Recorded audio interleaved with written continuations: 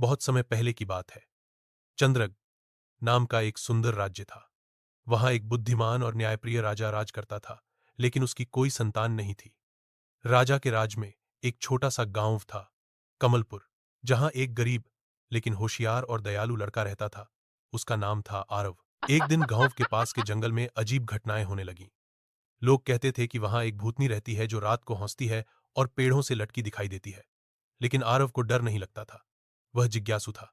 एक रात वह मशाल लेकर जंगल में गया। जंगल के बीच एक पुराना खंडहर था। वहीं उसे एक दुखी भूतनी मिली, जो असल में एक राजकुमारी की आत्मा थी। उसकी कहानी यह थी कि उसे एक राक्षस ने धोखा देकर मारा और उसकी आत्मा यहीं बंध गई।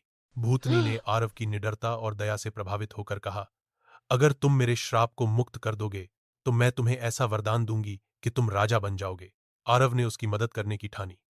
3 रातों तक उसने जंगल में राक्षस की आत्मा से लड़ाई की और आखिरी रात उसे हराकर भूतनी की आत्मा को मुक्ति दिलाई।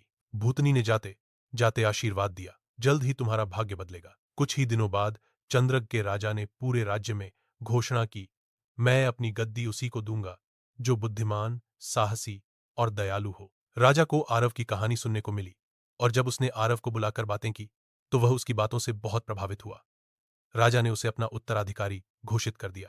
इस तरह एक गरीब लड़का, जिसकी नियति ने भूतनी से मुलाकात करवाई थी, राजा आरव बन गया। उसने पूरे राज्य में न्याय, प्रेम और साहस का राज कायम किया। सीख: सच्चा साहस और दया कभी व्यर्थ नहीं जाते। जो सच्चे दिल से मदद करता है, उसके लिए किस्मत भी रास्ता बनाती है।